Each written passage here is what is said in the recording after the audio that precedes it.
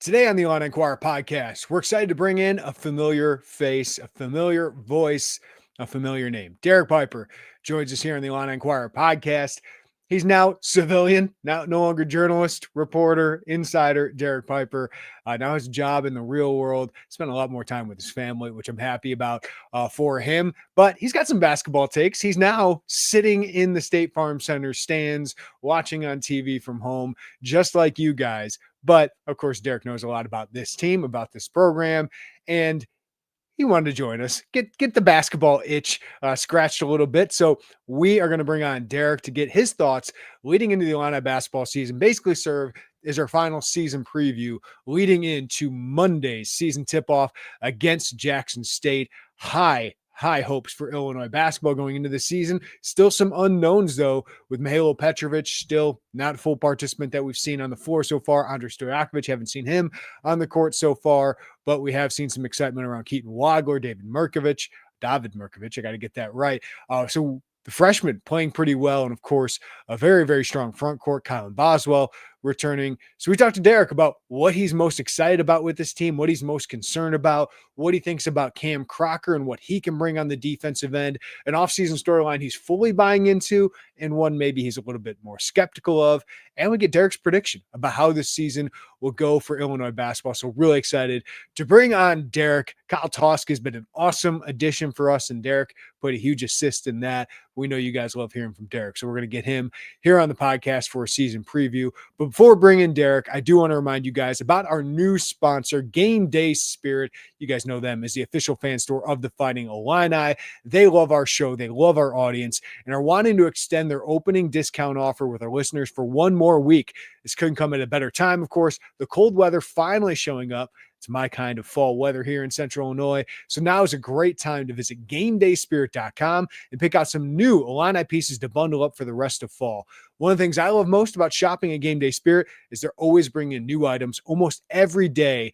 They have something new hit the shelf. This past week alone, they've added new Nike quarter zips, a new brand called Flag and Anthem, more NIL basketball jerseys of your favorite players, Nike military appreciation style bomber jackets, and much more. There's surely no better place to get your Fighting Illini gear than Game Day Spirit. If you're local, you know where to visit them. The corner of 6th and Green in Campustown, or Neal and Kirby in Champaign, just steps away from Memorial Stadium and State Farm Center. Or if you're out of the area, perfect. Shop with them 24/7 online at GameDaySpirit.com. And don't forget, take advantage of their new exclusive offer for Illini Inquirer listeners. Get 15% off your next purchase online with them when you enter the code Illini15 at checkout.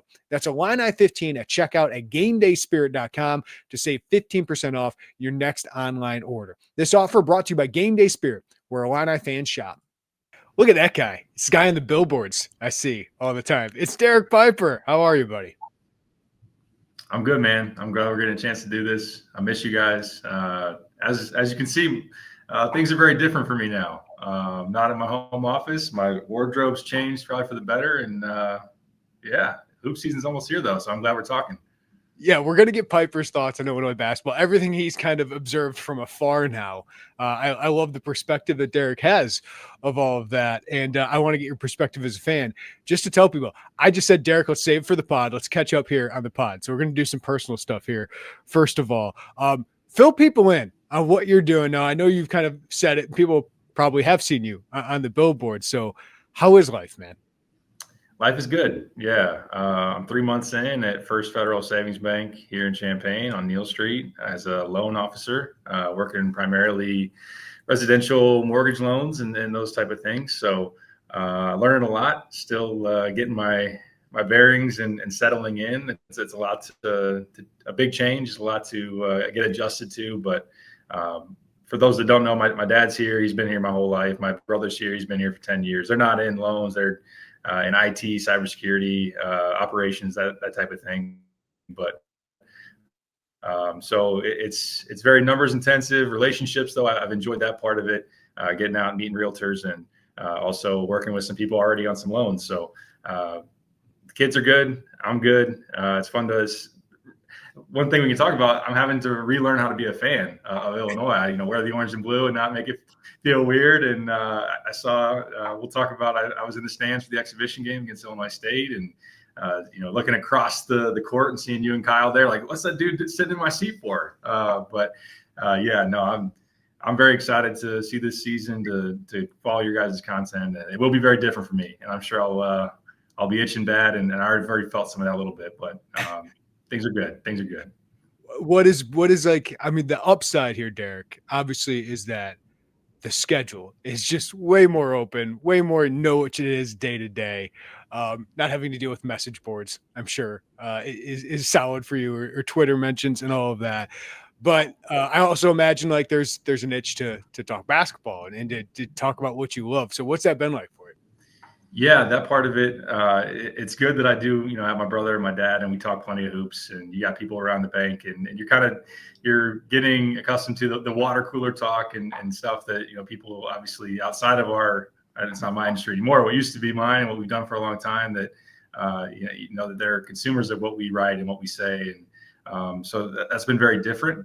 Certainly there've been times where I'm like, hey, I wish I was jumping on a pod right now to say what I think, or, I got to take on this, that type of thing. So that's been different, but at the same time, like you said, getting the structure has been important for me to know when I'm going to be home and be home nights and weekends. And that's been something that's been good. I've been a beneficiary of that already.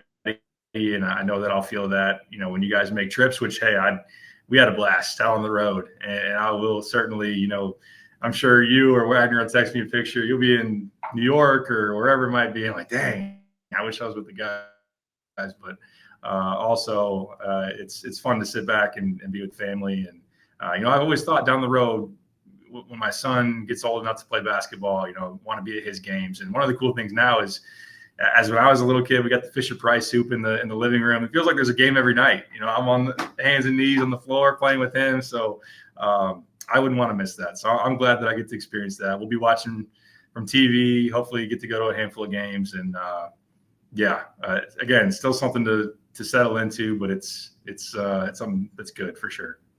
What are the kids doing for Halloween, Derek? My son is obsessed with Mario Kart, which you might say he's probably too young for that, which, I'm not going to necessarily argue with you, but his grandma and grandpa have a Wii. So he's played with a steering wheel. So when he's been over there, he got initiated to Mario Kart, fell in love. So he made sure that we were going to be Mario characters. He's going to be Mario. My daughter's blonde hair, blue eyes. She fits the profile for Peach very, very well. My wife is going to be Luigi, and I'm going to be Donkey Kong. So my costume's actually supposed to come today. So how I'm going to look in a Donkey Kong outfit, I don't know. We're doing it for him, but yeah, that's what we're rolling with. And what about you guys? What about you? We got Pokemon this year, just an obsession with Pokemon right now going Nice. on in the Werner household. And they're random ones. Like my son is Score Bunny. My daughter is Sprigatito, which is like a cat one. She's obsessed with cats. My wife's going as a Pokeball, and I'm going as Ash. So, yeah, you just do it for the kids. They enjoy it. We got the Pokemon Go game on my phone. They're absolutely obsessed with. But, yeah, those are fun. Those are fun ages for the Halloween. I do want to ask you, I saw you took Cade to the Illinois basketball game, the exhibition game. What was that like for you? Can you turn on fan hat, or are you still a Derek Piper analyst in your head, like thinking about what your takeaways would be from that game? I think it's both. It's certainly the fan side of it. It's been, I grew up that way. I grew up here. I went to U of I. So I've got enough years that, I've been a fan, and like, I know the coaching staff. And so that part of it, I'm still learning, but certainly, I've had orange and blue in my closet my whole life. Didn't have much reason to have, when I was covering, and certainly, wanted to go about the right way, and felt like I was able to push that aside and have a different perspective, and it didn't feel forced. Like, oh, I'm gonna be hard on him because I'm supposed to be. Like, I just said what I thought. So I'm still like that. I think even as a fan, like if I think something's good, I'll say it. If I think something's bad, I'll say it as well. So. But it was kind of emotional walking in. I wasn't crying or anything, but it was just, it's different. And I told my wife, hey, you're going to have to tell me how to go through the front door because I haven't done it in 15 years. So what's that, how's that going to be? And but us too. And, I haven't been to a game with my mom in a long time either. So that was really cool to sit there and, get popcorn and Diet Coke and sit there and, just take it in as a fan. No, I don't have to worry about what I got to write afterwards, and just enjoy it. So I did. And I certainly enjoyed, sitting with you and Wagner. We had a blast and I loved it. But also, the fan side of it's cool. And it makes me think, what that place, we know what it's like. We know what it's like for big games, but, kind of getting to go in for a big game, and maybe my son's not there for it, and me and my wife are drinking a couple of beers. That's something that I might taunt you guys back with. Yeah, not have to grill Brad after a press conference and do a post-game podcast and just go home or maybe go to a bar. That's not a bad life to live. All right, Derek, are you ready? Let's dive into the season and get your thoughts on everything leading into it. It's an exciting roster Brad Underwood has built. We'll talk about some of the concerns you have about it as well. But I'm interested over the last couple months. Let's start here. What's one offseason storyline you're buying into with Illinois basketball, this crew?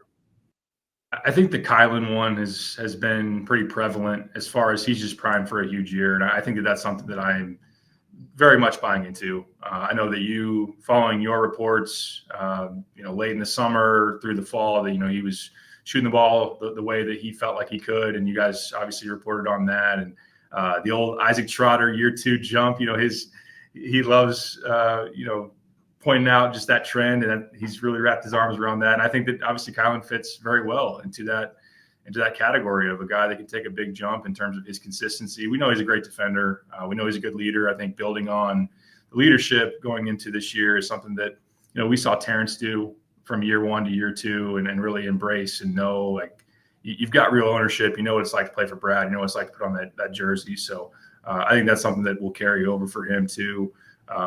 Offensively, from a scoring standpoint, we'll see. Is that consistency going to be there? It's still something over the course of his career he's got to prove. But I know that, really late last year, the downhill driving, getting to the free throw line, finishing at the rim, those are things that he should be able to do, even when the shot may not be there on a certain night. But I like the way he looked in the Illinois State exhibition, taking those threes with confidence, not hesitating. I know that you guys have talked about it in the lead up to this season, and we did, last year, that there were times where he just was maybe thinking too much and was passing up good shots and then taking bad ones. I thought he was playing in a good rhythm when I last saw him. And, there's the urgency too of this is the final go. We when Trent, it was his final year, when different guys you knew was their last ride, those guys are really, usually locked in. And I expect him to perform, especially in some big moments. And I'm buying a really good Kylan Boswell send-off season. Yeah, we talk all about these newcomers and everything, and it's like the season really comes down to Tommy and Kylan playing great ball. And in year 2, I think both of those guys will be really, really good. All right, so give me the opposite, Derek. What's one off-season storyline you're just not buying, whether it's the staff building it up or the outside building it up? Oh, man. I'm nervous to do this one. I've been ready to talk about this. And I'll preface it by saying, I think you know where I'm going to go. I'll preface it by saying everything I've heard from people that have been in the gym, people that have seen it, not just staff members, players, it's all been positive on Keaton Wagler. And I like him as a player. I think he's going to have a pretty good year. I would sell. I don't, I'm in finance now. You buy. I'm not in stocks, but you buy low, you sell high. The price right now, the buzz right now on Keaton's pretty high. I would sell him being a consistent stud, a no doubt impact star guy as a freshman. Some people have talked about draft pick with him after 1 year. I would sell that personally. Look, I like the skill set. I like the shot. You saw it. Those that maybe didn't follow him as a prospect, you see him. If you watch the exhibition game, he's got a smooth stroke. It looks really good. If he gets opportunities to catch and shoot, or even take a dribble into a shot and get some space, I like that shot going in. I think he's got some Cam Christie to him. I said that during his recruitment. The staff felt that way. Minnesota, who was recruiting him really hard, definitely felt that way. And if he has a Cam Christie type of year, I know there's differences in opportunity. Like Cam was supposed to be like one of their best players, if not their best player. He put up like 12 a game, shot 39% from 3. Keaton could do something similar to that. I do think it'll be a little bit lower even on a good scenario because of just the other pieces around him. But I think my main point here is it's probably going to be up and down like most freshmen. Like I think that I'd be surprised if he comes out of the gate as consistent as Kasper Shakachonis was last year. Some people forget, we talked, extensively about his struggles late. For 2 months, we're like, this dude, is he ever going to slow down? He looks like, it wasn't hyperbole, like he looked like an All-American maybe. And I don't think that's going to be Keaton personally. That's just my gut. We can get into some of the other situations where Albin Buzz hasn't translated. I think a lot of people know those. There's I'm not saying he's going to be Alex Legion. I'm not saying, DGL had a ton of hype at one point going into his freshman year. And I remember a staff member telling me, hey, he's got as much talent as any player on our team. And that team had Terrence and Coleman and maybe not, in hindsight, DGL, I think in terms of naturally talented, I don't think that was his issue. I don't think that was necessarily wrong. But then you're like, oh, yeah, well, Terrence is on this team. Or maybe that seems like it was just we got a little too excited. So I don't know that that's necessarily the case. Again, I had some third-party person who, hasn't, not a national media member, not somebody on the staff that went and watched practice. And I texted him. I knew that they went. I texted him and said, is this guy for real? And they're like, he looks it. So I believe that he has looked awesome on the practice court. I just think that game situations are different. He's a freshman. He's slender, hasn't played a lot of big-time competition to this point. So I would sell that. We'll see. Derek, that's a very healthy way to view this. I think he's going to start, and I think he's going to be a high-impact player, which I think that's the surprise for me. I am bought into that. I am bought into him being a high-impact player when I didn't think that was going to be the case. And I can buy into, I think what gets them excited is I don't think the highs are going to be as high as KJ or Will. I mean, those were ridiculous. They were inconsistent as freshmen. I can buy that Keaton might have a little bit more maturity on the court than those guys and just be a little bit more steady, which is exactly what they need. So I can get why they're so excited. But as you know, like sometimes they get excited and they're like, hey, don't build him up too much. And I didn't try to build him up too much. And then you ask him on the record and Brad's like, well, he's the same level as KJ and Will. And you talk to Kylan Boswell and he's like, he's going to be an all-time great if he's here more than 1 year. And I don't know if he will be. So it's like, they were so excited about it. But I do think their excitement is about this guy's going to help us a lot. I don't think he's going to be Will Riley for an entire year, right? I don't think it's going to be that. But I do think he's going to be a good player. And that's a pretty encouraging development for a team that lost Ty Rodgers, that Mihailo Petrovic has barely practiced, right, with this team, with the injury issues and coming over here late. So I am encouraged by him, but I do have like hey, if he can be 8 to 10 points a game, that's awesome. That's great. And I think that's exciting in itself. Yeah, that, and if he can be serviceable on defense, that would certainly be something that is a big positive. And they're going to need it probably early, like you mentioned with Petrovic, and we know about Ty and Stojakovic having not been cleared or has been out for a long period of time.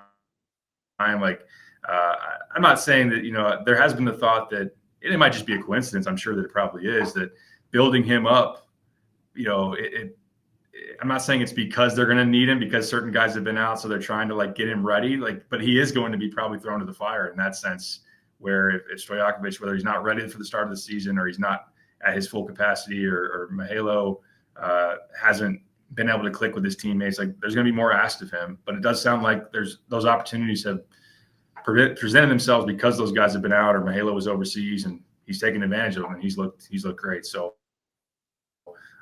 would love to be wrong. I hope this goes on Old Takes Exposed for me selling it, and he's a draft pick next year, and he just comes out and kills it. There have been guys, I thought you made a really good point, because I thought the same thing around Big Ten Media Day. You made the point, and yes, I do consume the Illini Inquirer podcast. So you made the point that, it reminded you the way that he was being talked about was the way that Matt Painter talked about Braden Smith at that Big Ten Media Day as a freshman. I remember I had the same thought when we were there, and Matt's talking about this Braden Smith. And to be honest with you, this is maybe me not doing enough of my Big Ten homework. I'm like, who's this guy? Who is this? Oh, 3-star point guard from Indiana who's very lightly recruited. And then obviously, I'm not saying that, Keaton's going to turn into that, but there are guys that just get overlooked or don't get seen by us, by national people, that click and hit. So I'm not saying that it would be totally crazy if Keaton's one of those guys. So we'll see. We're not that far away from finding out.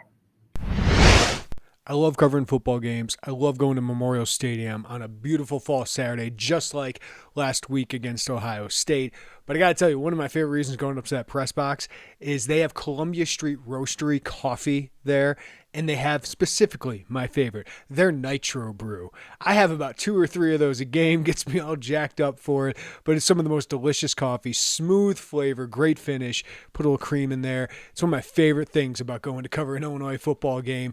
And right now, you can go to Columbia Street Roastery, great local coffee spot here in Champaign-Urbana, get all your freshly roasted coffee, so many fall flavors to choose from, including their pumpkin brew. If you like the PSLs, go try that out. But go to their website, csrcoffee.com, and you can get free shipping on orders over $45. You can get 10% off your first order as well with code GOILLINI2025. So go to csrcoffee.com, get 10% off your first order with code GOILLINI2025, and you can get free shipping on orders over $45. And if you visit them locally, try that Nitro Brew. Tell them Jeremy sent you from Illini Inquirer. Columbia Street Roastery, csrcoffee.com. All right, let's go to the next one. What excites you most about this roster that Brad Underwood has built? I think it's the size and skill of the bigs.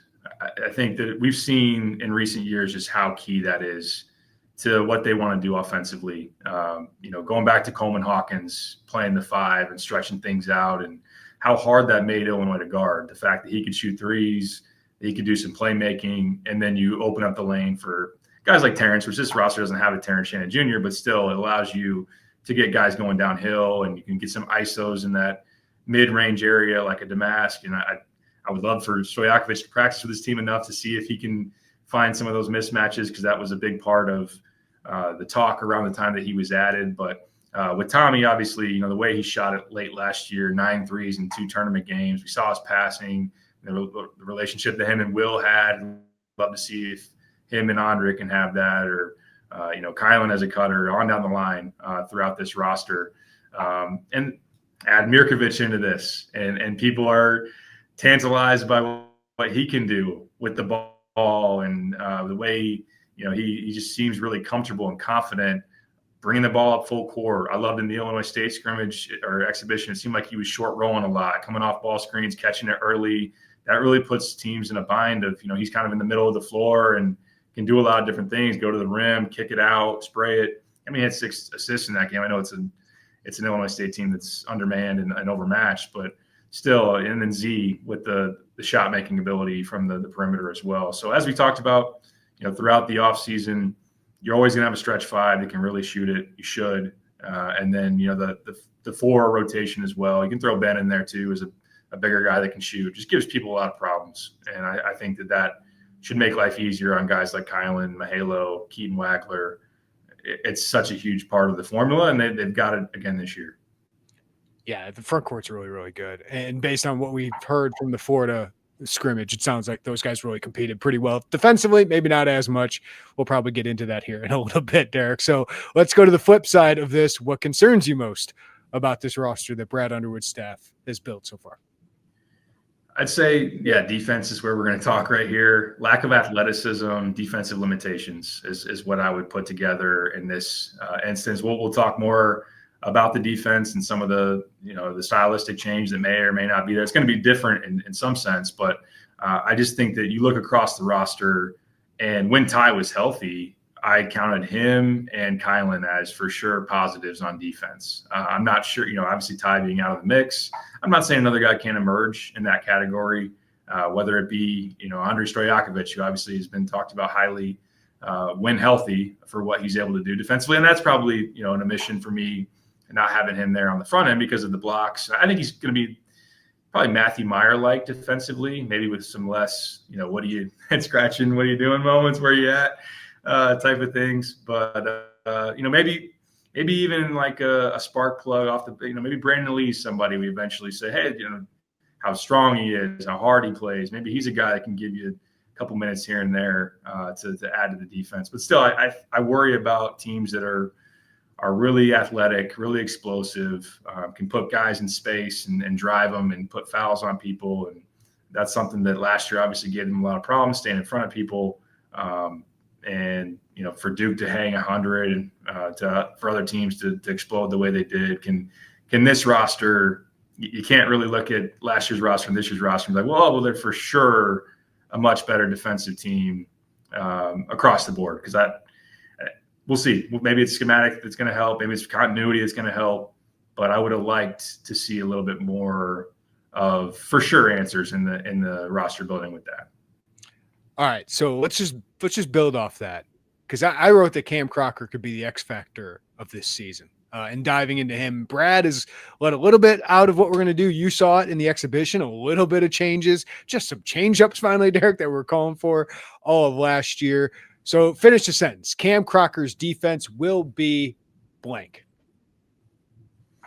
To play off what you said there with change-ups, I wrote down like a 3 or 4 pitch mix. The boring way to say is multiple, somebody that's going to have some different things that they can do. I think you've done it, between your article on Cam, Isaac did a good job in his breakdown of Illinois. There's another article recently on the Basket Under Review where they showed different clips. I don't know if people subscribe to the Trilly Donovan site that can see just the way that within a game, he threw different coverages at people and ball screens. Obviously, you see the zone that they showed in the Illinois State exhibition. So he's got the ability to dial some different things up situationally. I think, the side out of bounds, all of a sudden, Illinois is in zone. Like, I love the fact that Illinois all of a sudden is going to be in a situation where he is going to surprise somebody. So that's something that I would look for and look forward to. Like, will it lead them to having a top 50 offense? I'm still very hesitant on that. I don't know. The effectiveness is one thing, but I think the ability to be versatile, the ability to surprise, the ability to catch the people off guard, to tweak, I think that's going to be a good thing. And that's been shown early on in this season, and look forward to having that built upon. I love that. Even talking to Zach Hamer, who was the defensive coordinator last year, he's like, we knew we needed to change. We knew we were stale. Jeff Alexander used that word without me saying it. We knew we were a little bit stale, but also just talking with Kylan, saying he's going to let me be me. Talking with some of the players about the attitude that he brings defensively. It's kind of what I feel like Aaron Henry and this defense are going through with football, Derek. It's like, they're just not aggressive enough to get the players engaged and to get them playing freely and just playing some ball. It feels like Cam just might add that. Does it make a change, as you said, from, I think they were 40th in the country last year, defensive efficiency, to 10th? Probably not, just because of the players you have. But I do feel like in key moments, your defense can just be a little bit more impactful, forceful. Like, you need those moments. It just didn't feel like that happened enough last year. Definitely. Yeah. And there is going to be an element of, okay, you want to do different things in ball screens, but you have Tommy and Z as your fives. Like, how effective is hedging or, blitzing a ball screen, those type of things, getting guys in rotation.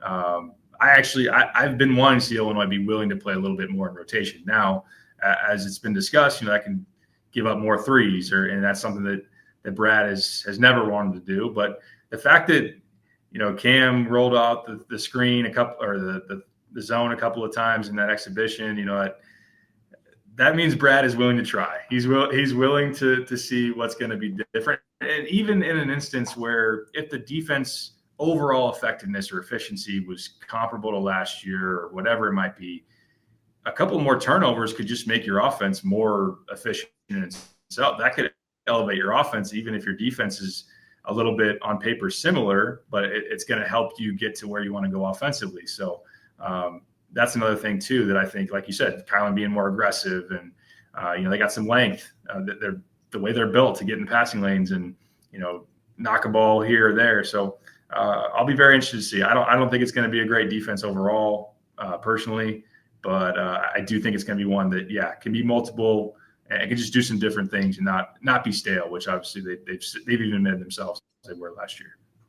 All right, I'm just going to give you the floor for a player you're excited about. Just talk about something about a player that excites you and maybe something you're worried or skeptical about with a certain player. So I'll just open it for both those, Derek.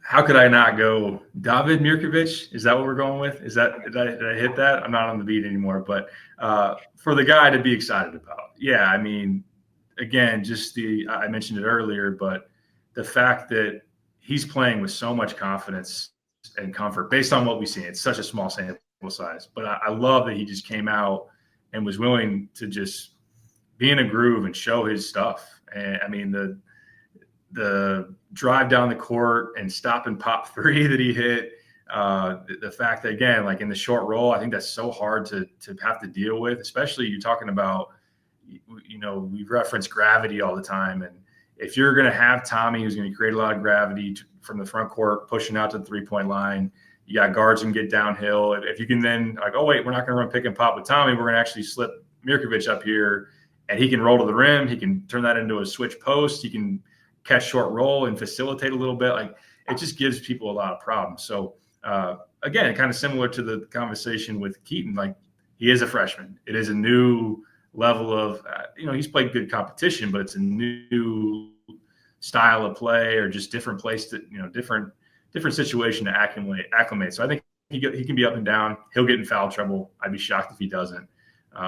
Maybe pick up a technical. But I think that, he's somebody that you love the way he's trending. And that could really, Keaton's getting a lot of hype and Mahalo got a lot when he was added, but Mirkovic could end up being somebody you're like, man, for Antigua to have him up his sleeve for a month or whatever it was, and then be like, yeah, we got this guy. That could be such a huge deal going through this season. All right, give me the guy you're skeptical and of. And then on the skeptical of. I think there are a couple. Ben's probably an obvious candidate for some people to point to. Just is he going to be any different from a rebounding standpoint, defense standpoint? I do think he'll shoot the ball better. He's probably got to, hand in hand with the Mirkovic talk. Like he's probably got to be worried about, not to say that he's not going to play, but that's, Mirkovic coming on could affect his role and, the conversation of who's going to start, that type of thing. Big Z's got to be more consistent. I saw what you reported as far as the scrimmage with Florida and not being super productive in that. So that's kind of, been part of his profile of being very up and down.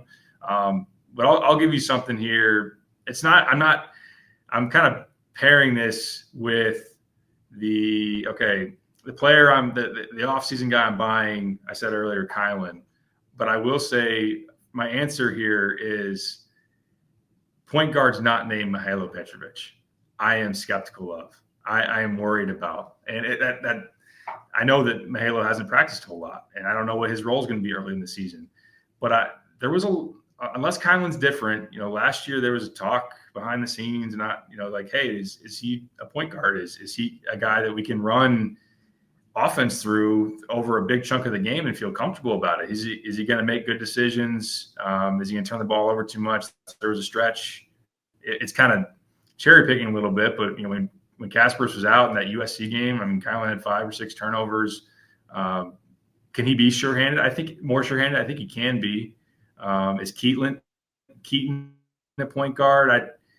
I wouldn't want to ask that out of him as a freshman. So I think Mahalo, with his age, with his experience, his speed off the dribble, the fact that he's performed in the clutch, like I think also to add to this point is like, who's your guy late clock? Who's your guy late in games? Like Mahalo hit 3-game winners in the Adriatic League in like a 2-month span last year. So if he's not the guy with the ball in his hands, who's your point guard? Are you getting what you want consistently, especially against those really good defenses, really tough opponents? That's where I would look that I'm skeptical on. And hopefully Mahalo gets healthy enough and gets acclimated enough to start showing what he can do. Yeah, like obviously there's one thing of bringing the ball up, but initiating offense, it feels like Tommy and Mirkovic are going to be huge parts of that, right, Derek? Because coming off ball screens, but they like to use Kylan Boswell as a screener. That's not with the ball in his hands, right? Like they like to get him in those actions and things like that. So it feels like Mirkovic and Ivisic, their assist totals could be pretty similar to what Kylan could be. Yeah, that's a great asset to have. It's something that really does take pressure off of your your guards in that sense. I mean, Tommy is a hub, no doubt, at the top of the key. And like we talked about, Mirkovic is a short roll guy. As I think back to, the summer and when I was really trying to paint the picture of what this team was going to look like, and I still believe this, that I agree with your point. But one thing with Mihajlo, I think this team is its most devastating version when Mihajlo is in the pick and pop with Tommy. I think the decision you have to make as a defense with the speed of Mihajlo downhill and just the playmaking ability, and again, the experience, like I trust the ball in his hands, although he will take some gambles. But 3-1 assist to turnover in the Adriatic League last year is pretty good. His speed with Tommy's pop ability, I think that is the biggest thing to me that points to an elite offense. The great thing is Illinois has so many different things they can do. I'm not saying it's the only way to get there, but to me, their fastball, in my mind, during the summer, their best pitch, the most that we're going to get there with this team, at least in terms of it, clicking and Mihajlo being healthy enough and acclimated enough. But in the meantime, like you said, there's a lot of different ways to create offense as well.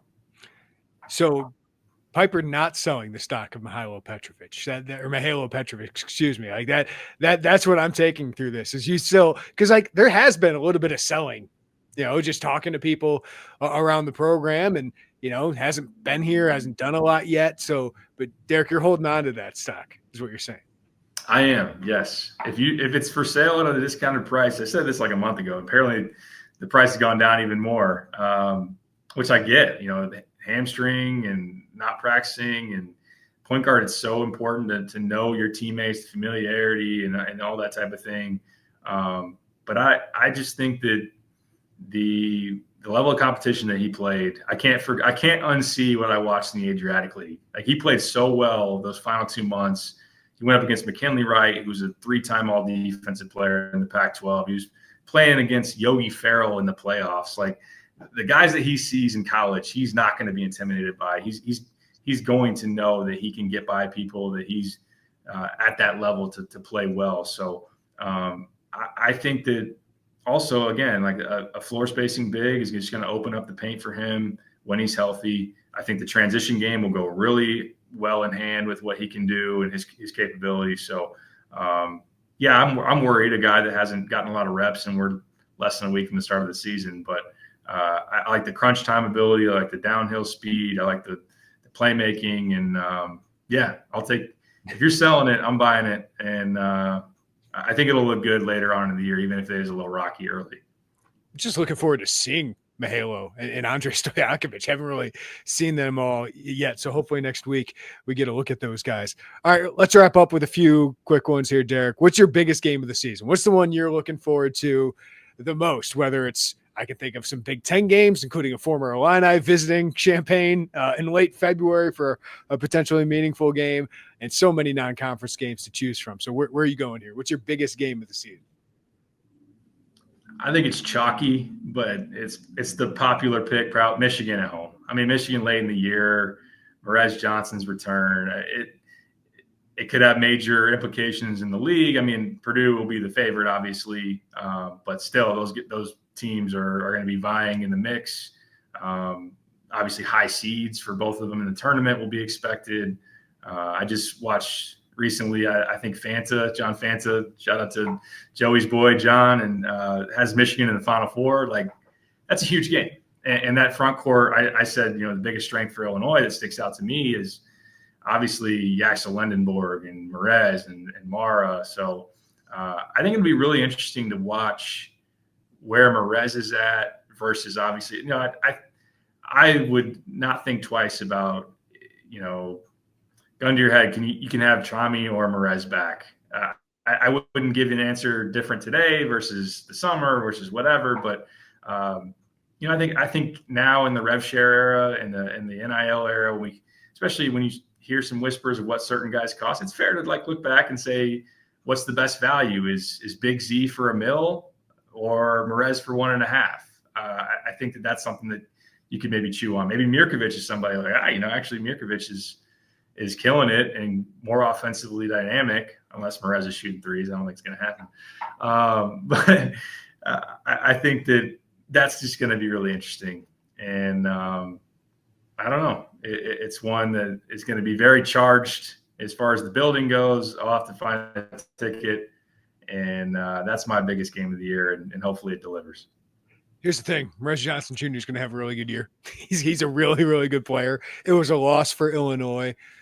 Mirkovic can make you forget about it, though, right? If Mirkovic is as good as he's shown, at least early on here, then maybe he makes you forget about it because he is a different player than Mrez. Obviously gives you a lot more offensively, but Mrez is a rim runner, is a rebounder. He's really good at those two things, and he's going to be a menace in the Big Ten as a sophomore. All right, I think I know the easy answer to this one, but I'll put it to you, Derek. What makes this season a success for Illinois? The easy answer is second weekend is like that's where you start, in my opinion. I think that you can get into the details of like, hey, there are teams that don't have great regular seasons, and then whether the bracket falls their way or whatever it might be, a second week they may not feel as accomplished as it would in a different instance. Although then again, this is a program that's been to 2 second weekends in 20 years. So I don't know that you're getting necessarily too picky about the way it happens, but just based on, what the preseason expectations are, what the talent of this roster is, the fact that, Brad is aiming very, very high for what he wants to achieve here at Illinois, then you can be a little picky. You can say top 3, top 4 in the Big Ten, in the thick of maybe the title race. So yes or no? I mean, your feeling on that could differ, but I think in terms of setting the bar for a successful year, I'd probably say top 4 in the Big Ten, Sweet 16. One of these years, though, if you're saying you want to win the national title, then you got to take that next step. Then you got to get back to another Elite Eight, get to a Final Four, have that breakthrough. And you can make a very good case that this would be a year to have it happen, where maybe you made a jewel of an eval in Keaton Wagler. Maybe, getting Kylan back for another year at a price that, was better than if he hit the open market. Same with Tommy and, retention. Brad's program prior to this offseason had a reputation of not having retention, of being an open revolving door. So maybe you finally get that retention. You make a tweak on defense. Maybe it all adds up and you take that next step. So Final Four is it's tough. It's tough to get to, but I wouldn't set the bar there. Obviously, I don't think anybody would. I'll say Sweet 16 top 4 finish, but would be hoping for more. And I think they're capable if the things break the right way. Health, on paper, they're certainly capable offensively. So, what's your prediction? Where would you rank them in the Big Ten? I put them 4th in the Big Ten in my poll. I think Scott Ritchie put them 2nd from the News Gazette. I had Purdue, Michigan, UCLA, and Illinois. I think the first one's easy for me. It's Purdue. The next 3, I think, are all in that top tier. Then I think there's a tier drop after that. So where would you put them in the Big Ten? And how do you think would you predict them for a Sweet 16 Elite Eight kind of run? Yeah, I'm with you. I'd be closer to 3rd or 4th in the league, probably 4th, in agreement with you. I would maybe be tempted to go a little higher if the health was a little bit better. With Stojakovic and Petrovic, maybe then I'd be good. I wouldn't put them probably higher than 3rd. I would go Purdue, and then I'd give the nod to Michigan at number 2. Personally, I don't think there's a gap there necessarily in terms of talent or anything like that. But I do think this team is, they were 21-10 last year regular season, 12-8 in the Big Ten. It is a deeper Big Ten, it feels like, and certainly has some heavy hitters towards the top. So while this team could be a decent chunk better, more consistent than last year's team in terms of Illinois, maybe the record on paper isn't that much, that crazy improved. I don't think it's going to be maybe a 25-win team, that type of thing in the regular season. So I think 22, 23 wins in the regular season. I think 13-7 in the Big Ten is where I'd land, 4 or 5 seed. And I do have them in the Sweet 16. So need to be healthy, need to have, obviously you always need some good breaks, but I like this roster to give people enough problems with the way they can score it. Hopefully the defense is improved enough and I like the experience, the continuity. Those things usually go into extended runs and getting where you want to go. So I'm buying into that for sure. One of the things I feel like I never talk enough about is Tommy Ivasic is one of the best players in the Big Ten, and he's got some MFer to him. And I love that he's the leader of the team. I love that Kylan is back. I love that those guys played well in the postseason last year, played great in the NCAA tournament. And then you added Mihailo Petrovic and Andrei Stojakovic, guys who haven't done it here in the postseason, but just older guys. Ben comes back. He's been there now and seen it and done it. Mirkovic is never going to lack for confidence and swagger, Derek. So I trust this team a little bit more once they get into the postseason, because some guys have done it and been the focal points. Other guys have just been there. And then you just have veterans around them now compared to a bunch of freshmen. So I'll be a little bit more confident as long as this team is healthy going into the tournament, because we didn't talk enough about Ivasic. He's so good. He's just a really damn good player. Yeah, he really is. I mean, he's going to have a chance if he has a year close to the high end of his capabilities. I mean, he'd be a early second round pick, whatever that's going to end up looking like. I'm no draft expert, but obviously, that's a skill set that's attracted that next level and was getting some looks down the stretch of last year into the end of the offseason. But yeah, I mean, the threes that he was hitting in the NCAA tournament, obviously it wasn't the only time. He didn't shoot over the course of last year up to his full capability. I mean, I know a guy that had mono and all the stuff that he battled last year. I don't blame him. I mean, how sickly he was in that Wisconsin game. It's crazy what he went through last year. It sucks that he's already battled some adversity with the tonsil situation and trying to get that right. But yeah, he's the passing, the shooting from the outside. He was a better rebounder last year than I would have expected. And I think now with the Fletch, we'll see if that strength has been something that we see, whether it's, walling up in the paint or just giving a little extra hit to somebody on a box out, whatever, or finishing through contact. That was something too that he wasn't able to do, especially as the year went on up to the level that we expected. He's awesome. And I remember seeing him the first time last year at Ole Miss, like, oh wow, they really have something here. And to get year two of him with Kylan, yeah, I think that's a great place to start. And if some of these other new pieces are progressing further, then it's already looked pretty good for some of them, and continue to progress. Like you're onto something here. All right, Derek, man, we appreciate it. It's good catching up with you, and I do got to give you a huge shout out for the assist of Kyle Tosk, man. He's a young star. Where'd you find this kid? He's been awesome. He just started showing up in the studio. I don't know if he's lost in Philo or what. Maybe looking for the Philo Tavern. I don't know what it was, but no, I mean, he's the real deal. I highly recommended him to you. Loved my time with him at the radio and was just thoroughly impressed with his just how hard he worked, how much he knew ball. Obviously, so polished in comparison. I mean, just in general, I could stop there, but also I can't help but, as a guy that was in media, compare myself early in my, back to my college days or fresh out of college days, how I would have been on the radio or on a podcast. Like, he is above and beyond that. So I'm glad that I could get the assist there.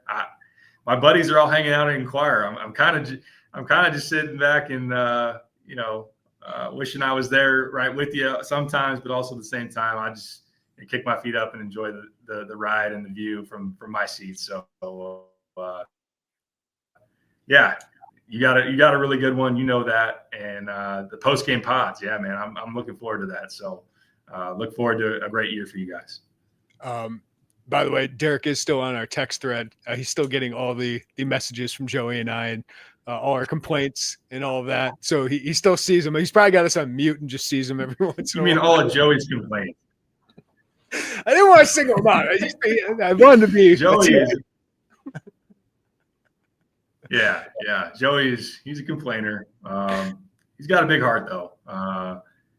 Did you get him a plant-based breakfast sandwich in Seattle? Did he take up my recommendation?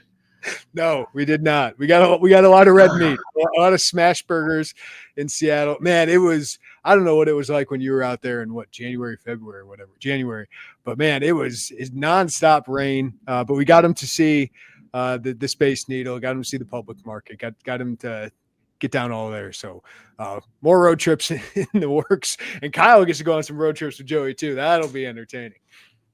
You know, people have been talking about, we could go on and on. People have been talking about the music that now when me, you, and Wagner ride together, you get the punk vibe, the Linkin Park, which I appreciate and I like. I grew up on some Linkin Park as well. Yes, mixed in with my Drake and Lil Wayne and Eminem through the years as well.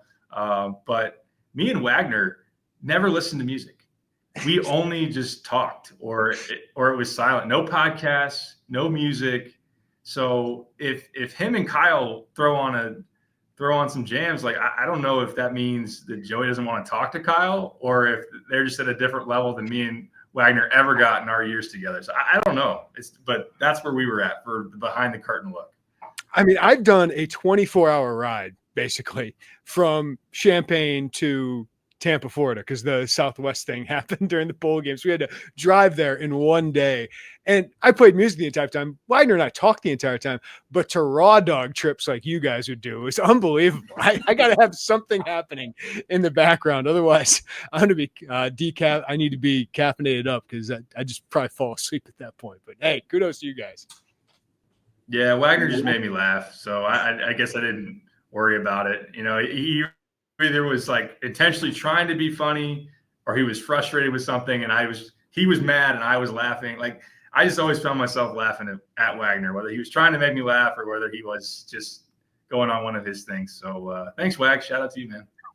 Is entertaining. His pain is our pleasure. The stuff he's got to get out of his system that he gets frustrated with. But Derek, right. I don't want to keep you from. But he's got the Packers. We have our pain in a different way. So maybe it's been a decent start to the year. But yeah, that's another conversation probably another day. But we can catch up there. I don't want to keep you from Haley and the kids anymore, man. Great to see you. Don't be shy around us. If you want to hop on at some point, I'm not going to bother you, but people love hearing from you. So appreciate your time, man. Enjoy the basketball season from a different angle. We'll catch up with you later, man. Appreciate you, man, a ton. And this was fun. We'll do it again for sure. And I'll come say hi at a game. I may have to put on my old media pass. I'll get tackled by a security guard if I'm just like, oh, I'm just going to go walk down and say hey to the guys. But no, we'll catch up sometime. Maybe if you guys stay down here one night, we'll grab a beer or something. But I'll be watching. I'll be following, watching the pod, and enjoying the coverage. So best of luck to you guys in the season. Look forward to it, and we'll do it again sometime. Awesome, Derek. You're the goods, man. Appreciate you. See you, man.